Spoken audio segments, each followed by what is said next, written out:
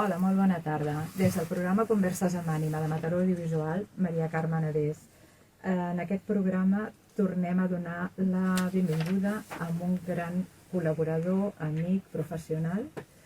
En este caso es Ricard Díaz Mallofré. Ricard, muy buenas tardes. Buenas tardes, Carmen, a ti y a todos los oyentes. Pues muchísimas gracias por poder volver a coger el hilo de donde lo dejamos en el anterior programa, que prometimos que hablaríamos sobre la gestión de las emociones. Y en este momento pues me siento muy honrada de poder volver a tenerte aquí y poder continuar y cumplir con esa promesa que hicimos a nuestra audiencia.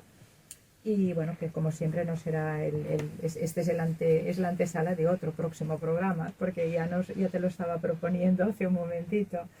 Entonces, para hacer una buena gestión de las emociones, que las emociones de hecho para mí y para ti yo creo que son la sal de la vida, ¿no? Sí. Las emociones, a partir de ahí, para gestionarlas bien, ¿qué nos recomiendas, Ricard? Buenas tardes a todos y en primer lugar hablar de qué es una emoción. Bien. Para poder que cada oyente pueda sentirla, porque las emociones se deben de sentir. Entonces, hoy vamos a centrar mucho... de pasar por el corazón, por el diafragma, por esta parte más sensorial y entender que la emoción es una oportunidad, no solamente para sentirme vivo, porque me hace ver y vivir cosas, sino porque las emociones también regulan muchas de nuestras acciones, conductas, comportamientos, con lo cual la emoción no es algo que va solo en nuestra vida, sino que está dentro de nuestro cuerpo y también regula parte de nuestro equilibrio de salud. Por eso es tan importante tomarnos este tiempo para poder reflexionar y analizar qué le pasa a las emociones y cómo entenderlas, cómo identificarlas, cómo sentirlas y cómo expresarlas. Y a dónde nos llevan, ¿no? Sí, si lo hacemos, si lo llevamos a cabo o no, ¿no? ¿Dónde nos quedamos? Pues a partir de ahí, como que tú eres el profesional, eres psicoterapeuta, eres profesional de acompañar a las personas hasta el final de la vida y otras muchas cosas que en el anterior programa no lo comentamos, pero siempre está pues en YouTube también para poderte encontrar. Como profesional, que llevas más de 30 años ya, yo creo. 41. 41, sí, hace un tiempo vimos, bueno, los primeros programas eran 30 y algo, y has pasado los 40. Ahora. Pues muchísimas felicidades, o sea que bagaje, experiencia y profesionalidad no te falta, nos vamos a aprovechar de ello y de tu generosidad. Pues empezamos, cuando tú desees. ¿Por dónde? Empezaría por esta parte que te hablaba de qué significa la emoción. De acuerdo. Pues la emoción se definen como corrientes de energía que están dentro de nuestro cuerpo, que una vez las podemos impulsar, estas a la vez nos ayudan a comportamiento y a conductas. O sea, que es lo que nos moviliza, es la gasolina, es aquello que tiene sentido para el movimiento. Una persona que no es emocional, que sea emocional, es alguien que tiene poca energía, poca motivación para el movimiento, tiene una actitud muy pasiva, entonces está como paralizado dentro de su proceso vital.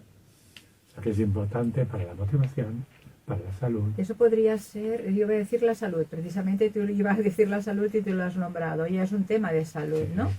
Salud emocional. Emocional. Por eso no tiene esa energía para llevarlo adelante. Incluso la energía para reír, para llorar, para enfadarme. Porque no hay emociones buenas y malas, sino hay emociones que nos ayudan y nos facilitan parte de nuestra vida y otras que nos la dificultan.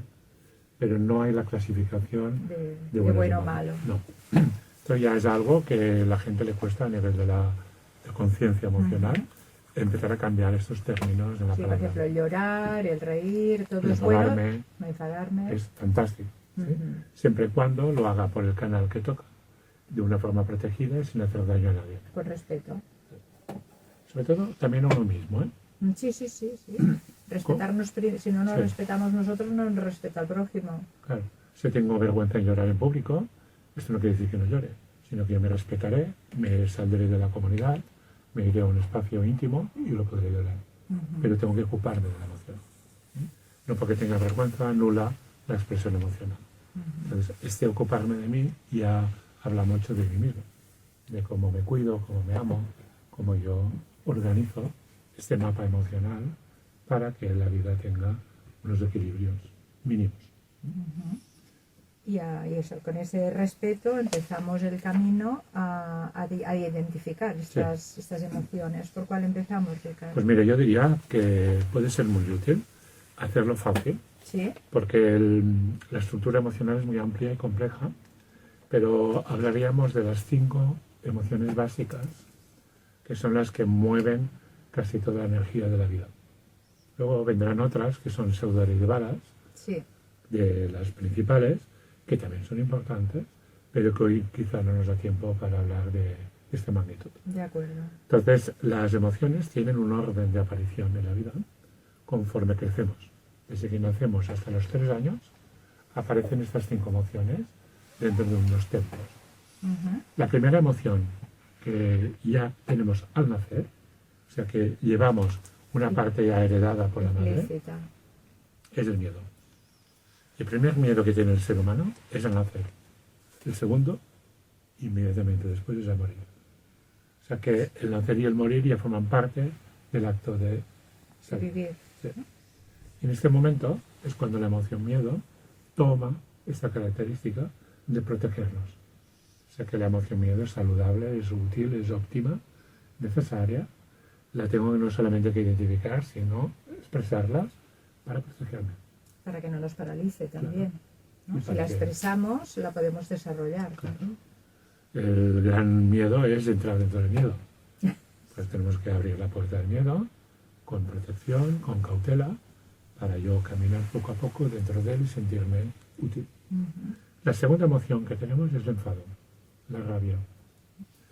La tercera, la tristeza. La cuarta, el afecto. Y por último, la alegría. Estas 5 gasolinas que llamo yo. Para vivir. Sí.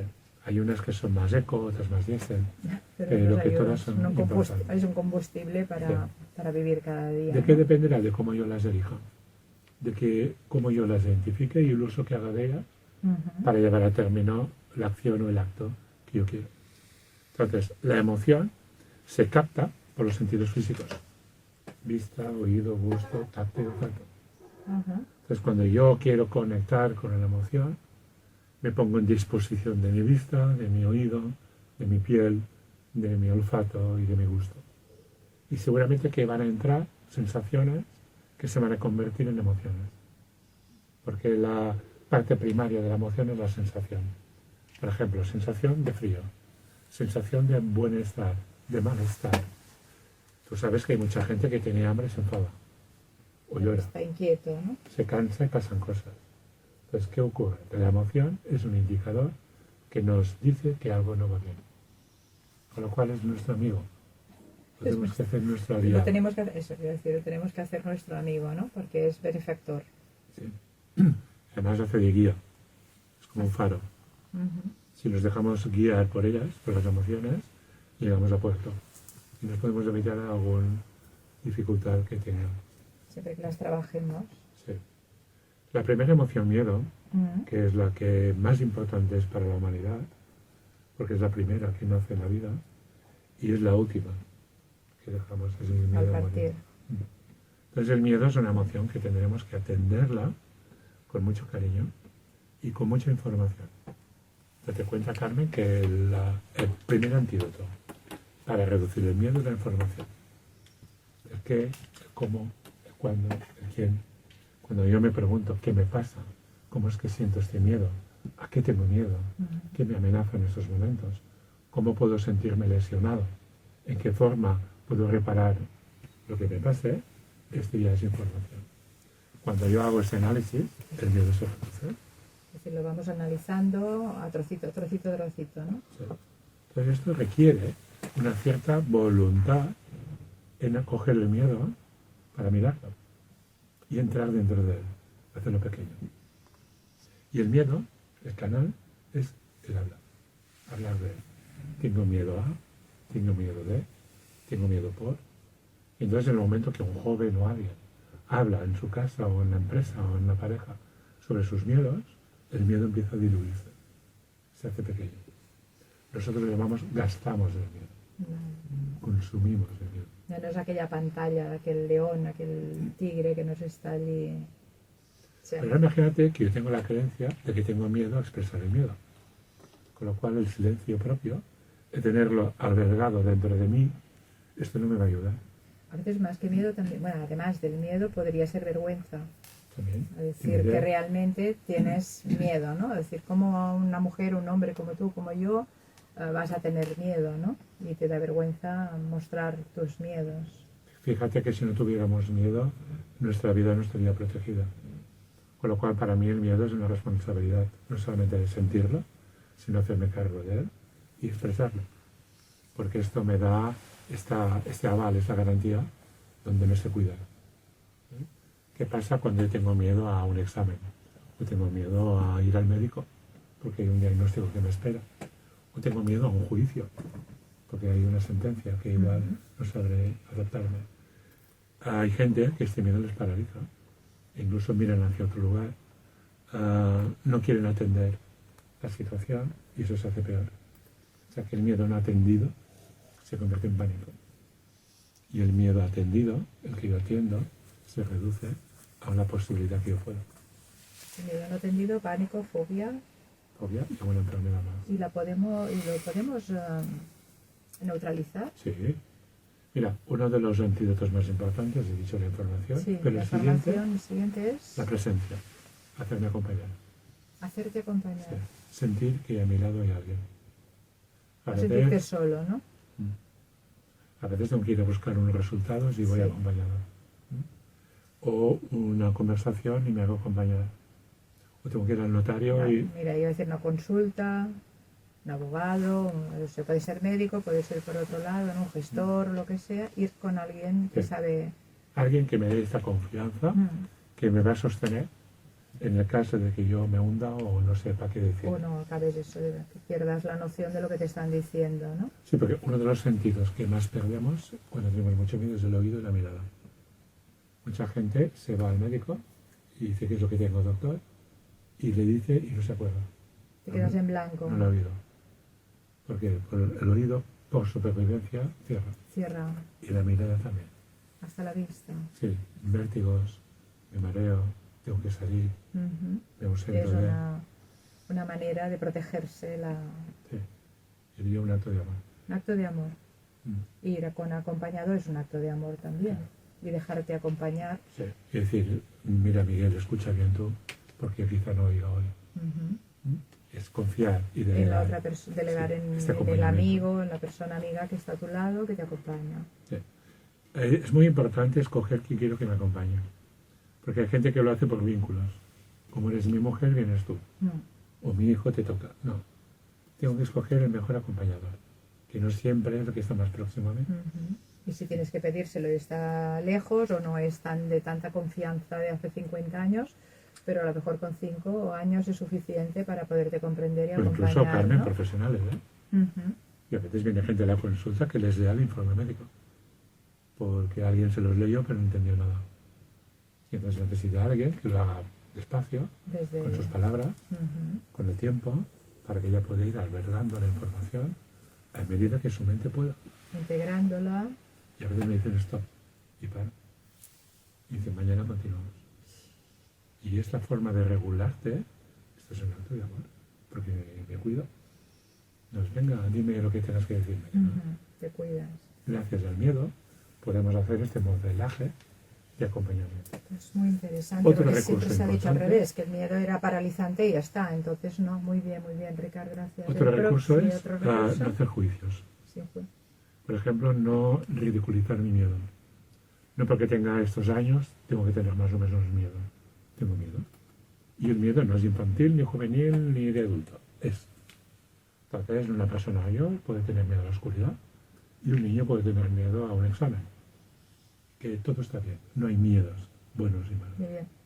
Entonces, el no juicio personal y el de los demás es muy importante.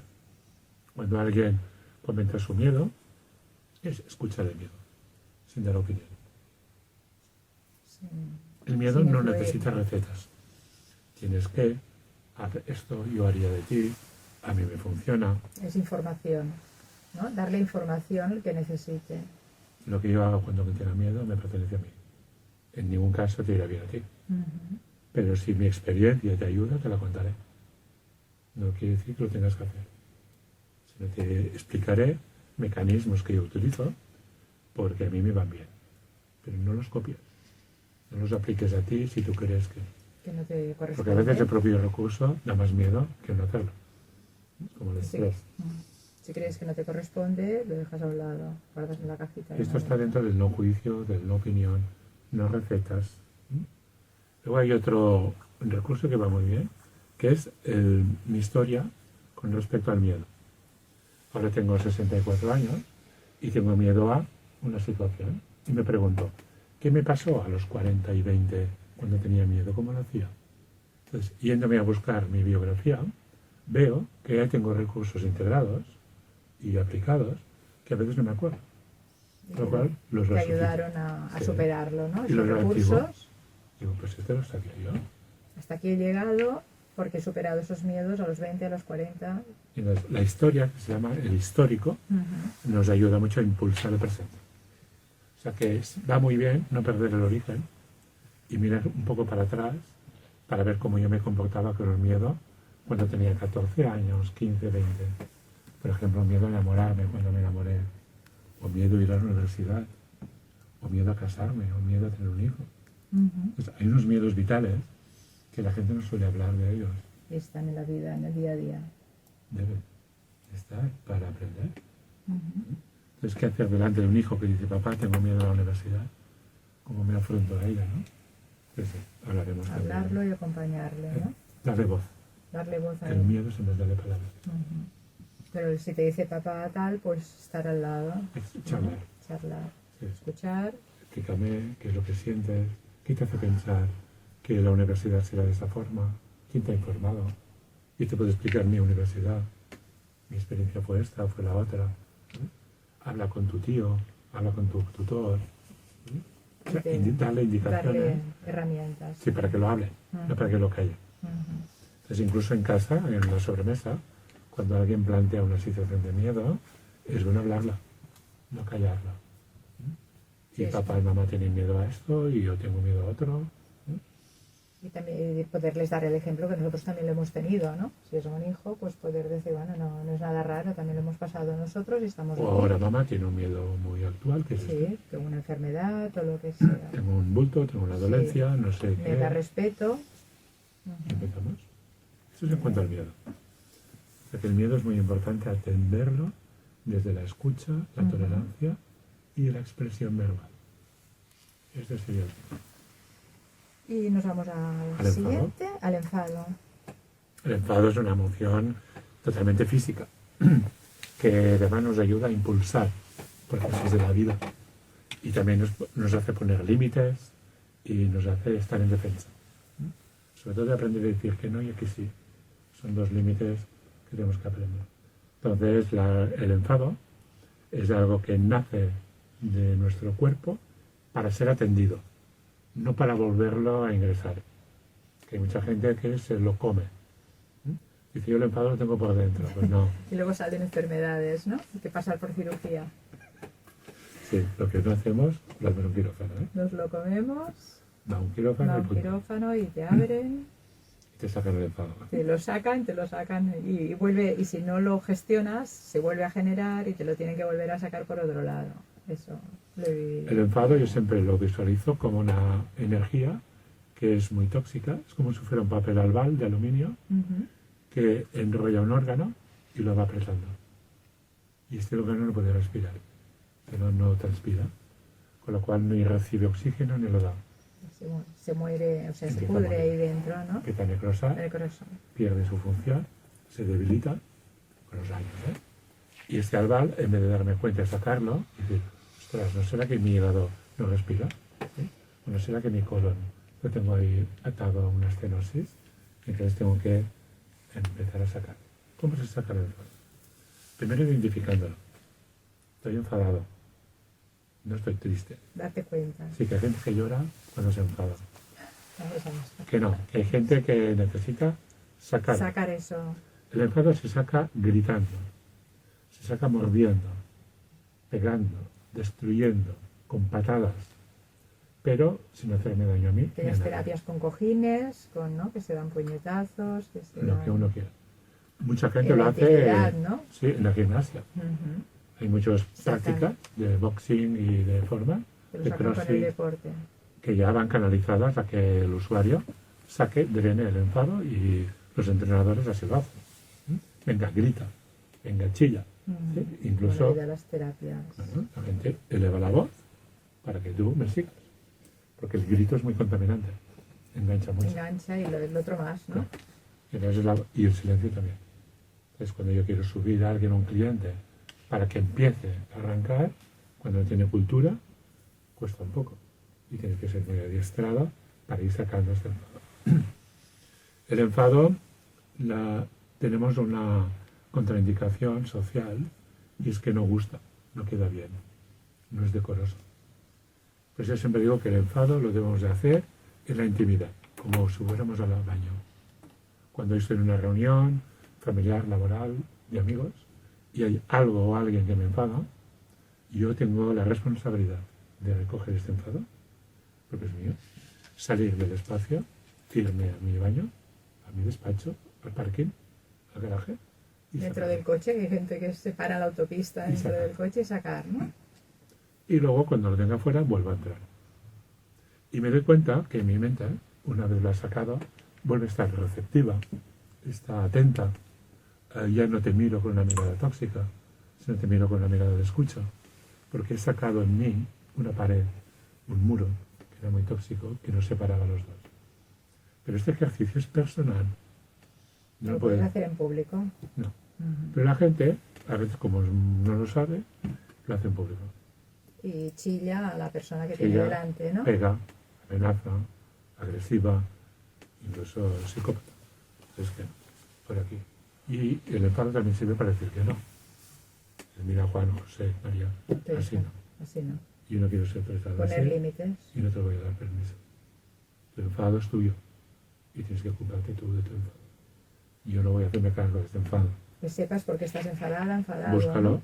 míralo, pero si no, yo me salgo. Pues, si el individuo no sale, salgo. Pero aquello se tiene que resolver. No podéis aguantar una situación de enfado y de agresividad. No se debe tolerar para nada. Ni un segundo. Es un maltrato también. La violencia. La violencia de género, de no género, pero es un maltrato. Una forma o sea, la de violentarme y de violentar. Es maltrato. Porque hay gente que te pongan una mano encima, o sea, solamente con la mirada y te pueden estar maltratando, con un gesto de desprecio. Piensa que el enfado, mucha gente persigue que me tengas miedo. O sea, fíjate que unimos el miedo. Miedo, enfado, entonces que no. Quiere que le tenga, o sea, se enfada contigo para que le tengas miedo, ¿no? Tú mismo, ¿no?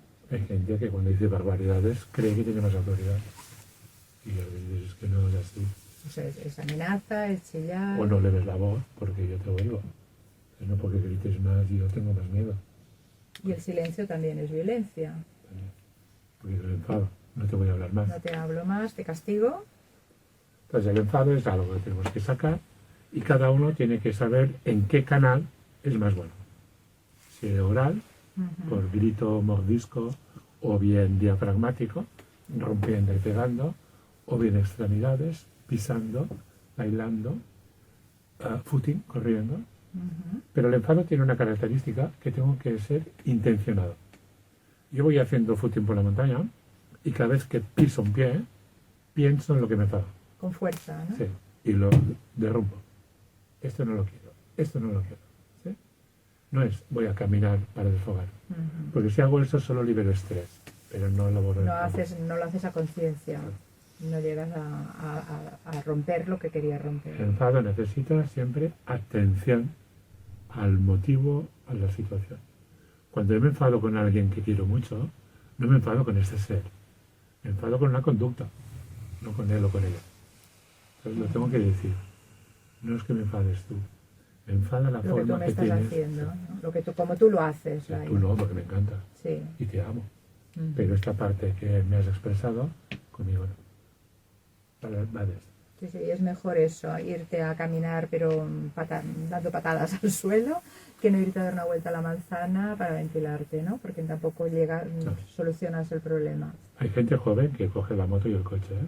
Para sacar el enfado, y eso es un peligro. Es un peligro. En carretera... Digo, no hagas esto, porque poniendo la moto a 180 puedes morir.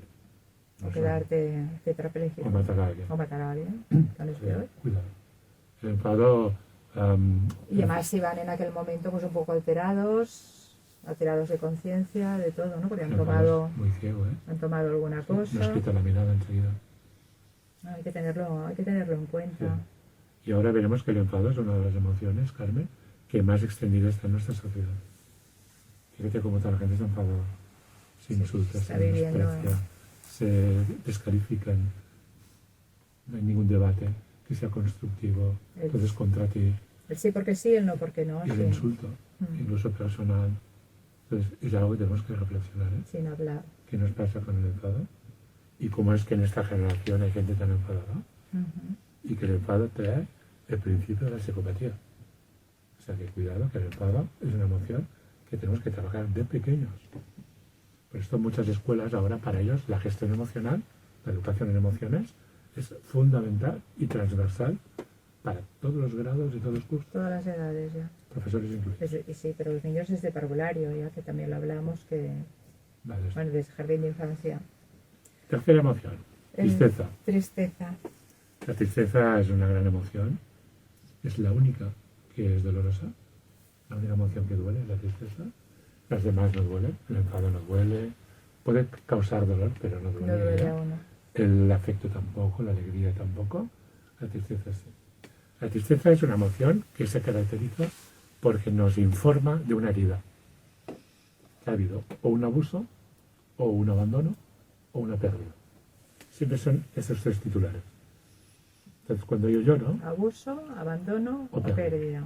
O duelo. Duelo. Tengo que ver qué parte mía es la que llora. Si llora la parte rica que no es amada de alguien, me siento en abandono. La herida de abandono. Sí. Si veo que alguien abusa de mi tiempo, de mi saber, de mi buena fe, lloro por este abuso.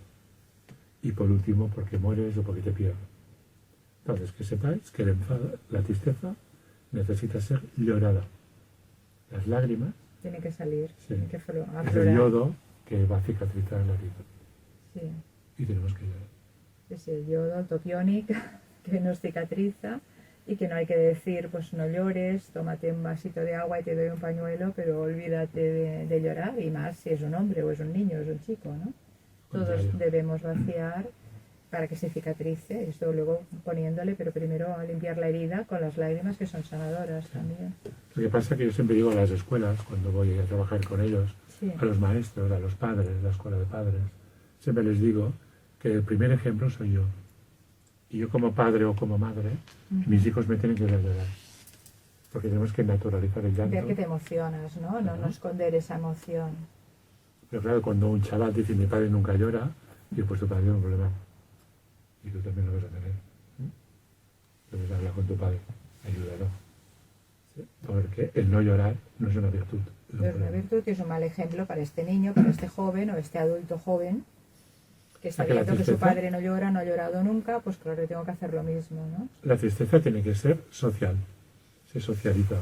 Por esto hay grupos de duelo, grupos de ayuda mutua, que el llanto es una de las emociones que forma parte del grupo, porque nutre, porque hace como de engrasamiento, porque permite, porque me hace conocerte, porque me acerca, porque me iguala. Entonces que cuando lloramos cumplimos muchas funciones, no solamente cicatrizar, sino también enseñar, educar. Es una pedagogía al mundo. Ver a alguien llorar. Ver a alguien llorar. Es como dice, me he emocionado. Yo siempre le digo, ¿y qué emoción has tenido? Dice, hombre, llanto. Digo, pues que llanto es una emoción. Hay más emociones. Sí. Pues mucha gente paga dinero para llorar. Una película es buena si lloro. Sí. Voy al teatro y pago una entrada para llorar. Entonces, que a veces ponemos músicas para llorar. A veces leemos libros para llorar. Me pasó hace un par de días que estaba comiendo con una amiga y entraron dos caballeros, bueno, se ve que eran clientes, dos caballeros del restaurante, y se pusieron a cantar La Donna Mobile. Y a mí se me llenaron los ojos de lágrimas. Y mi amiga me dice, ¿a dónde te ha llevado? ¿A qué emoción te ha llevado? Y tal. Y no, me han emocionado ellos por esa generosidad de que nos la dedicaron a las mujeres que estábamos ahí. Pero eso fue al final, que lo supimos. Pero solamente el escucharles, el oírles cantar, y en aquel momento que no nos lo esperábamos, que era un regalo que nos hacían, yo tenía los ojos llenos de lágrimas y me lo permití, ¿no? En público. La música es uno de los canales más ricos para la tristeza. Fíjate que en todo velatorio, tanatorio, la música forma parte de la despedida de alguien. Sí, cada vez más y con buenos profesionales y todo. Porque es transductora, porque recoge, porque me permite quien no se emociona con una introducción lírica o con en ese momento la piel de gallina, que posiblemente habían sido profesionales porque eran mayores, pero fue muy bonito, ¿no? Y entonces digo, pues gracias por habernos hecho sentir esa emoción. Entonces, después de la tristeza y de haber llorado un ratito, ¿qué genera que nos vamos a la rabia o...? No, al afecto. Al afecto. Y luego la alegría. Vale, porque la rabia está con el enfado ya. Hay miedo, sí. Vale. Rabia y tristeza. De acuerdo. Pues la cuarta es el afecto. Sí, pues vamos a... Mira, quizás antes de empezar con la cuarta... iba a decir eso. Antes de empezar por la cuarta, vamos a poner la canción que vamos a pedir a nuestros técnicos que nos pongan. La canción que nos has traído tú es una canción en catalán, es Vestida de nit, pero los oyentes que no la entiendan la pueden encontrar en YouTube subtitulada, pero es que es preciosa. Igual que escucharíamos una canción en inglés, pues vamos a escuchar una canción en catalán, que és de Sílvia Pérez Cruz i Vestida de nit. Pinto les notes d'una manera blava com l'aigua d'un mar antic, blanca d'escuma i dolça com l'aire, gris de gavina daurada d'imatges vestida de nit. Miro el paisatge, cerco paraules, complint els versos sense neguit,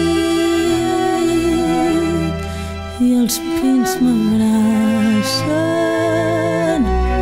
sento com callen i el vent s'emporta tot l'horitzó.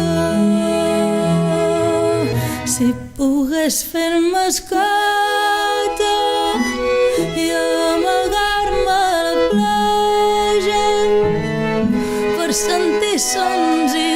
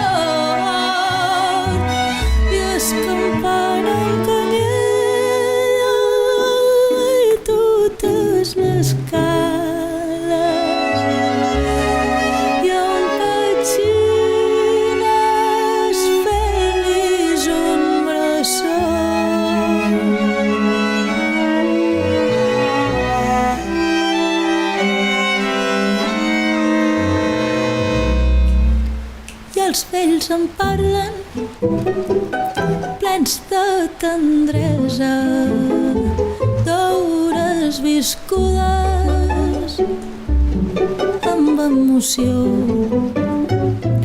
Joves encara forts i valents, valents princesses xarxa herois de tempesta amics del bon temps. Els ulls inventen noves paraules, vaixells que tornen. Bien, regresando ya de estos minutitos de música que nos han llevado a un lugar muy elevado, con Silvia Pérez Cruz, vestida de nit.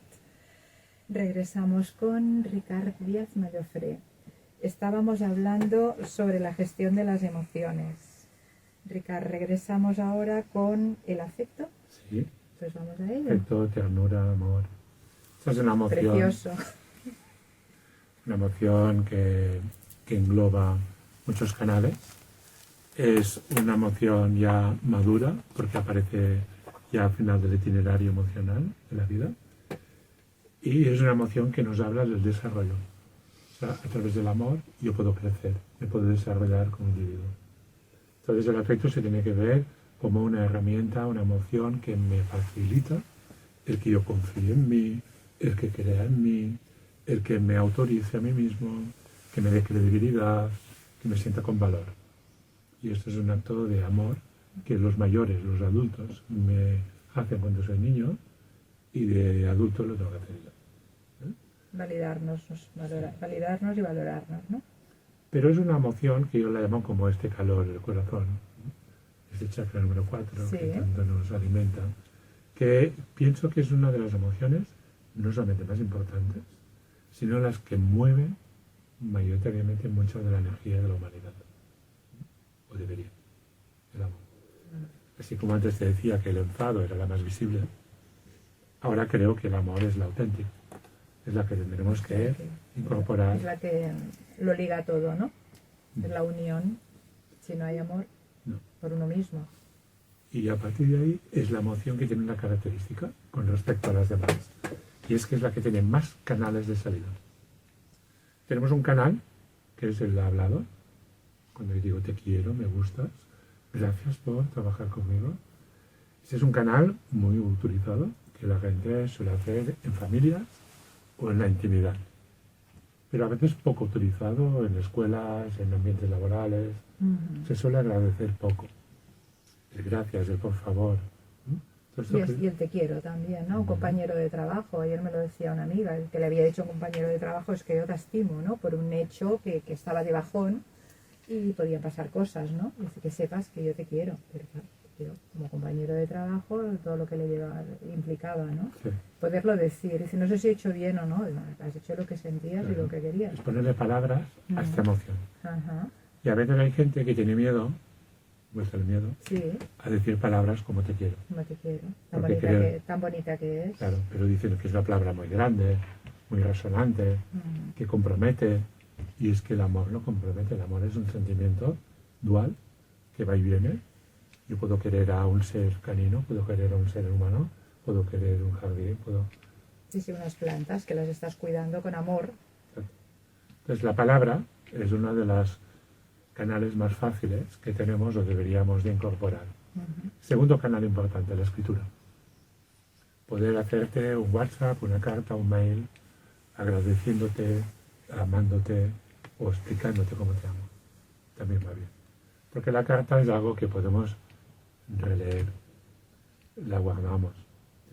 Sacamos a las palabras una profundidad, ¿no? Y forma parte de una herencia. Y luego hay otro que son los gestos. Por ejemplo, la mirada. La mirada a los ojos del iris habla mucho de cómo te quiero. La atención que yo pongo en la mirada, el contacto con las manos, el hacerte una caricia en la mejilla, ¿sí?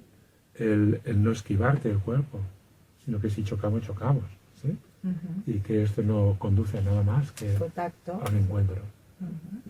Y por último es el contacto físico, que es el abrazo, el beso, el junto cuerpo con cuerpo, que este pertenece a ambientes de intimidad.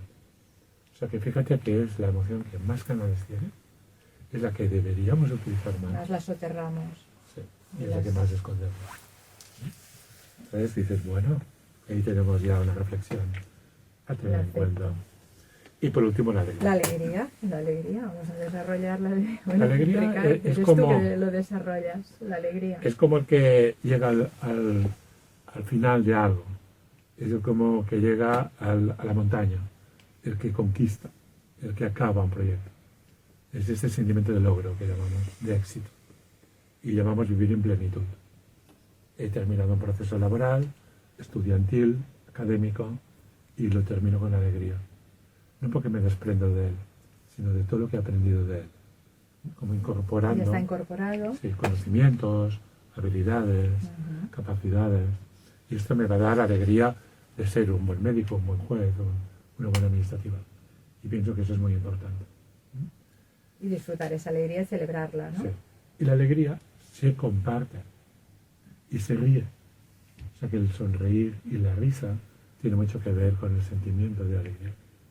Entonces es algo que la mirada, toda la piel, se pone en expresión. Las emociones hacen que nos sonrojemos también y la alegría es una de ellas. Eso es muy importante. O sea, que transmitirla, ¿no? Vivirla y transmitirla. Como hemos hecho, Carmen, 5 emociones. 5 emociones. Que aparecen en la vida de los 0 a los 3 años. O sea, que podemos decir que un niño de 3 años... Ha pasado por todas ellas. Sí, ya las ha despertado. Y se llama niño capaz, emocionalmente. Depende cómo las haya asimilado, se le haya ayudado a asimilarlas. Se le denomina persona capaz. Emocionalmente. ¿Qué quiere decir esto? Que en nuestro país, a los 3 años pueden hacer parvulario. P3, P4, P5. Que no es obligatorio, pero sí recomendable. Es recomendable. No ¿Por qué? Porque es cuando la persona, niño o niña, ya tiene la capacidad de adaptarse a un grupo y empezar a sentir. Sentir miedo, identificar. Tristeza porque mamá me deja, rabia porque no vienes a buscarme, afecto porque hay una tutora que me cuida, alegría porque has venido a buscarme. Sí, están todos, ¿eh? Y hacemos que el niño... Bueno, y el enfado, pues, con los compañeros también, si le quitan el juguete, ¿no? Claro.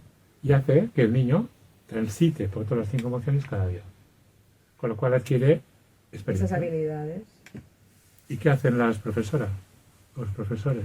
Acompañar a que cada emoción se le identifique, se le ponga palabra y la saque. Y esto se llama educación emocional. Entonces, fíjate que muchos niños ya en clase ya tienen objetos, emocionalmente hablando, que sirven para la alegría, para el llanto. Y los identifican con ello, con las emociones y los colores, los cuentos, hoy en día las canciones. Pues sí, claro. Hay tanta gente tan experta que trabaja tan bien esto, que podemos decir que España es uno de los países... Se ha ganado mucho. Que tiene muy bien desarrollado este programa. La pena es que con el largo del tiempo se pierde. Se va como rompiendo esta educación y se vuelve muy individualista. Pero yo hago un inciso, un hincapié, ¿no? Quiero a la decir gente, a que la emoción no la deje nunca, porque es la sal de la vida. Es la sal de la vida y hemos de ser capaces de emocionarnos en todo ello, ¿no? Y todos los años de mi vida. Siempre. No porque soy mayor, no porque no toca, no porque... Entonces hay un concepto que es bueno, que es diferenciar el control de las emociones. Es lo que te iba a pedir, que es mejor controlar o gestionar las emociones. Control tiene una connotación de guardar, de disimular, de no enseñar, de no compartir. Es como para mí, yo conmigo. Y esto es como muy inclusivo, muy intrusivo. En cambio, la gestión es identifico, expreso, comparto. Identifico, expreso, comparto. Y es hacia afuera. Entonces, cuando el ser humano es hacia adentro y hacia afuera, y tiene esta bidirección, es cuando es completo. Y ahí llamamos maduro emocional. Maduro emocional. ¿Qué pasa? Que la emoción trae consigo muchas enfermedades, de conducta y físicas, y algunas mentales. Las emociones no gestionadas se van a parar a una enfermedad que luego sale en el cuerpo y en la mente. Y en la conducta. Y en la conducta, ¿cuál quieres remarcar por los poquitos minutos que nos quedan, Ricard? Una muy importante es la responsabilidad emocional que tenemos todos con todos. O sea, lo que yo digo y hago tiene una consecuencia. Hay veces. Y esto es un precepto que tenemos que tener siempre muy en cuenta. Yo no puedo venir aquí y expresarme como yo quiera. Esto no va a ser. Yo vengo aquí con todo mi ser, con toda mi capacidad, para expresarme dentro de la igualdad, el respeto, la empatía y el amor. Desde ahí hablamos persona madura emocionalmente. Este libro tan famoso de la inteligencia emocional sí. habla de esto. Ya nos vamos para 30 años casi del problema. Además lo dice, tiene que sentir con el canal adecuado, en el momento adecuado y de la forma adecuada. ¿Y esto a quién corresponde a mí? No a mi padre, a mi entorno.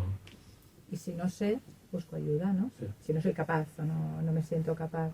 Te lo digo porque hay como una desviación a nivel de la emoción que dice, es que me estás poniendo nervioso o me estás haciendo enfadar. Y digo, yo no tengo esta capacidad. Eres tú que te enfadas, ¿no? Y eso se tiene que devolver, ¿eh? Se llama devolución. Devolución. Y eso es una responsabilidad que hago con mi emoción y con la tuya. Y digo, mira Carmen, no me des esta responsabilidad a mí, esta autoridad, porque yo no tengo este poder. No me empoderas. Y yo no te puedo hacer enfadar. Te enfadas, es Te tu enfadas con tu poder. Con tu Está poder. muy bien. Me encantaría escucharte tu enfado. Y que nos escuchen también cuando estamos enfadados y lo queremos comentar, que esto también es la conversación sin violencia, ¿no? O sea, la comunicación no violenta, pues también viene por ahí, ¿no? También va a parar al mismo lugar, que podamos compartir sin violentarnos. Siempre. Y sobre todo siendo honestos con aquello que yo necesito en este momento. Saberlo pedir, pero que te lo dejen pedir, porque a veces ya te cuesta pedirlo y cuando lo vas a pedir, si te dicen que es tu problema, pues ya no hablas, ¿no? Y te quedas cerrado dentro del caparazón. Cuando haya una incapacidad emocional, el problema es de todos, ¿eh? No es de uno. Y entonces, ¿qué es mejor? Hacer un ratito de decir, lo hablamos luego. El reposo va muy bien. El reposo. Reposar. Aplazarlo. A veces hay conversaciones muy coléricas que yo les propongo, ¿qué te parece si hablamos el lunes? O nos damos un tiempo, o vamos a dar una vuelta, o lo hacemos en un restaurante para... Fuera del entorno familiar, que vamos a volver luego a estar ahí con esas emociones. Siempre es invitando a hacerlo más fácil, no retándolo, ¿eh? Vamos a la calle y me lo dicen. No. Buscar un momento idóneo. Cuando tú estés mejor, cuando tú me indiques. Pero no cerrarse en banda de hablar, ¿no? Cuando estés preparada o preparado. Pero sin enfados, sin gritos, yo les he chillido sin gritos y sin bajarle la autoestima a la otra persona, ¿no? Y sobre todo, que no empoderarme de algo que no es mío. La autoridad no me viene dada por la emoción, me viene dada por la actitud que tengo. La actitud y el hacer, pues eso es lo que decimos, lo que sentimos y lo que hacemos, ¿no? Ser consecuente con todo ello. Luego también hay una disfunción emocional muy común, que la gente a veces no se da cuenta, y es que cambia los canales de la expresión de la emoción. Por ejemplo, en vez de hablar del miedo, lo lloro. Lloro cuando tengo miedo, o me río porque tengo miedo. ¿Sabes que la risa... Sí, a veces es la risa tonta, ¿no? Cuando yo me doy cuenta está cubriendo... que cambio un canal de la emoción que no le pertenece a esta, se llama un rebusque, un racket, es como un en vuestro argot. Es como envolver con un paquete, sí, un papel de regalo, y devolverlo. Se tiene que darme cuenta. Estoy llorando cuando no estoy triste. Me estoy riendo cuando no estoy alegre. No lo hablo porque tengo miedo. Rompo una cosa sin estar enfadado. Analizarlo. Pero esto es vuelta otra vez a conectar con mi yo, con este ser interno que nosotros llamamos a nivel terapéutico el niño interior o la niña interior. Es como donde se albergan las emociones en esta parte. Pues bueno, se nos están acabando los minutos otra vez, como cada programa. O sea, en cada programa los 55 minutos pasan en un suspiro, sobre todo cuando estamos aprendiendo, viviendo tanto, con tanto amor. En este programa de hoy, pues con Ricard Díaz Mallofré, que también lo podéis encontrar pues en Prosperitas. Dejaremos también en nuestro YouTube y en la radio tus canales de contacto. Ricard, ¿te parece bien? Sí, para que si te quieren tener esa consulta de todo lo que han ido escuchando, hemos ido escuchando todos. Si necesitamos un apoyo, una consulta, también seguro que nos lo vas a dar con todo el amor, nos vas a buscar un espacio en la agenda como para venir a la emisora. y buscaremos ese otro espacio para hacer más adelante, porque los meses pasan volando, pero nos vamos a volver a ver prontito si Dios quiere. Una frase de broche de este programa, ¿la tienes? ¿Me la puedes regalar, por favor, para Conversas Anónimas? Hay muchas, pero una que me gusta a mí ¿Sí? es saber que la emoción me pertenece, que la tengo que aprender a gestionar a través de mí, que necesito un entorno de pequeño que me ayude a poderlas manejar, y pido que la humanidad que esté cerca de mí, es algo que cada uno tenemos que hacer, ¿Sí? sea un ser emocional, que lo exprese. Tenemos que invitar. Somos seres emocionales, Sí. todos. Y una de las mejores formas de invitar a que la gente hable y exprese es haciéndolo yo. O sea que hay una técnica que llamamos de testimonio, que es cuando testimoniamos sobre lo que yo vivo en este momento.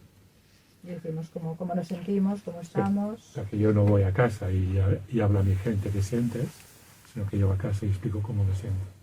Y a partir de mi experiencia, mis hijos, mi entorno, mi pareja, suman. Entonces que el padre y la madre y los tutores que tienen años sean los primeros en enseñar y en hacer pedagogía de qué es una emoción. Muy bien. Entonces el niño aprende y nutre, que mi padre y mi madre me hablaban de esto. Pues fantástico, porque hemos de empezar por ahí desde el kinder, ¿no? Desde bien chiquito, bueno, desde los brazos de la mamá cuando tiene al bebé que llora porque tiene hambre, que es una emoción también. A partir de ahí, pues siempre estar en contacto piel, con la sonrisa, con la mirada, con el bebé ya de entrada, que hay esa conexión, ¿no? Esos canales de unión. Y los adultos lo mismo que decíamos, y el contacto, la caricia, el abrazo, que nos nutren y nutren el alma. Entonces, en este momento, pues ya como nos toca despedirnos, dar muchísimas gracias a Ricard Díaz por haber estado aquí con nosotros, por este regalo tan grande, como siempre, y a nuestra audiencia, pues porque el que nos escucha, nos escucha en cada programa con mucho cariño también, y luego nos busca en el canal de YouTube y vuelve a escuchar los programas, y en Mataró Audiovisual a la carta, o sea que estamos por diferentes lugares. Desearles a todos que sean muy felices, a ti también, mandarles un gran abrazo que les dure hasta que volvamos a reunirnos y a hablar en Conversas amb Ànima. ¿Y tú qué les quieres decir, Ricard? Yo agradecerte a ti, al programa, a los técnicos, a todo el equipo de gestión de este programa. No solamente que cuente conmigo, sino que para mí es un placer, un honor poder sumarme a tu proyecto, Carmen. Y llevamos 4 años ya, Ricard. Y siempre que tú necesites, aquí estoy. 4 años de programa, y que siempre que te he invitado, pues Raudo has estado con nosotros y a lo que te hemos pedido también, que te lo pedimos a la carta.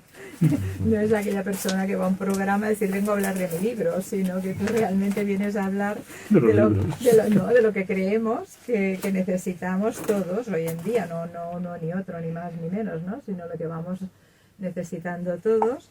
Y ahora pues sí, hasta el próximo programa. Muchísimas gracias y un abrazo muy grande para todos. Gracias.